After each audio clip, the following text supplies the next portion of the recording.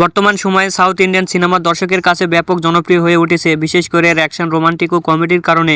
আজকে আমরা জানতে চলেছি মাদারাসি সিনেমার কিছু অজানা তথ্য। এই সিনেমার বাজেট কত, রিলিজ হয়েছে কবে, পরিচালককে, সঙ্গীত পরিচালককে, এমনকি হিট হয়েছে নাকি ফ্লপ হয়েছে, সবই জানাবো আজকের এই ভিডিওতে। সুতরাং ভিডিওটি অবশ্যই শেষ পর্যন্ত দেখুন।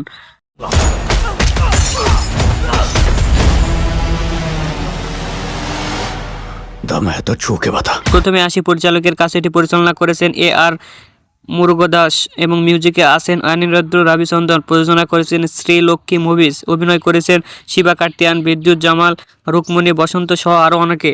এটি 5 সেপ্টেম্বর 2025 সালে তামিল ভাষায় মুক্তি পায়। এই সিনেমার বাজেট প্রায় 150 কোটির মতো। এটি বিশ্বব্যাপী আয় করেছে 100 কোটি। সেই সাথে সিনেমাটি ফ্লপ হয়।